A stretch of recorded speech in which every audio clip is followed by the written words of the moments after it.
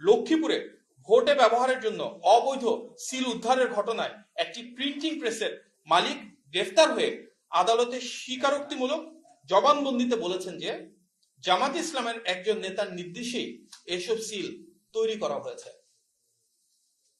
এমনকি তার হোয়াটসঅ্যাপে পাওয়া অর্ডারের তথ্য, জব্দকৃত আলামত ও সংশ্লিষ্ট প্রার্থীর সঙ্গে ঘনিষ্ঠতার প্রমাণও প্রাথমিক তদন্তে পাওয়া গিয়েছে, যা নির্বাচনকে প্রভাবিত করার একটি ষড়যন্ত্রের দিকে ইঙ্গিত দিচ্ছে।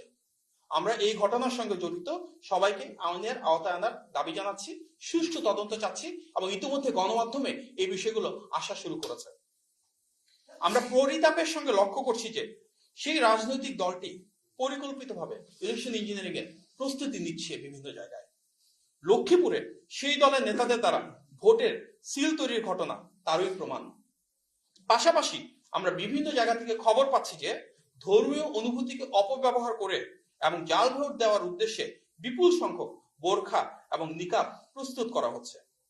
এই পরিপ্রেক্ষিতে নির্বাচন কমিশনের প্রতি জোরালো আহ্বান জানানো যাচ্ছে যে প্রতিটি ভোট কেন্দ্রের নারী কক্ষে অবশ্যই পর্যাপ্ত সংখ্যক নারী পোলিং অফিসার নিয়োগ নিশ্চিত করতে হবে। আইন ও বিধিমালা অনুযায়ী মুখমণ্ডল খুলে ভোটের শনাক্তকরণ কার্যকরভাবে সম্পন্ন করতে হবে।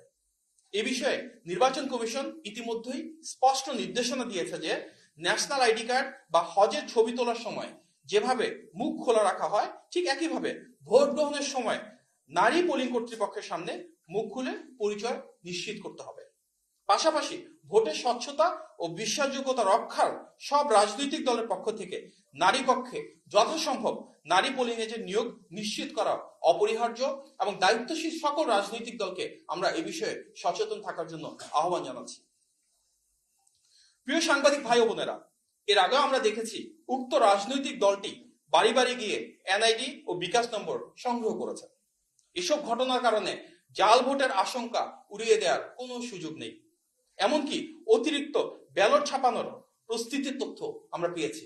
এ বিষয়েও আমরা সবার সদয় কামনা করছি যেন সচেতন থাকেন। আমরা দেখলাম রাজধানীর পুরাতন ঢাকার সূত্রাপুরে সেই দলেরই একজন নেতার বাড়িতে অভিযান চালিয়ে ক্রিকেট খেলার 152টি স্ট্যাম্প উদ্ধার করেছেন আইন শৃঙ্খলা বাহিনীর সদস্যরা। তাহলে কি তারা নির্বাচনের সময় দেশব্যাপী সহিংসতার কোনো প্রস্তুতি নিচ্ছে? এমনই যদি হয় তবে এই বিষয়ে নজরদারি বাড়ানোর প্রয়োজন আছে বলে আমরা মনে করছি। আরেকটি গুরুতর বিষয়ে আপনাদের দৃষ্টি আকর্ষণ করছি, যেটি ইতিমধ্যে আপনারা নিশ্চয়ই জানেন, যে আসন্ন নির্বাচনে পর্যবেক্ষক নিয়োগে নানাবিধ অসঙ্গতি রয়েছে। উদাহরণস্বরূপ People's Association for Social Advancement অর্থাৎ পাশা নামের একটি নাম সর্বস্ব প্রতিষ্ঠান নির্বাচনে সর্বাধিক পর্যবেক্ষক নিয়োগের অনুমোদন পেয়েছে।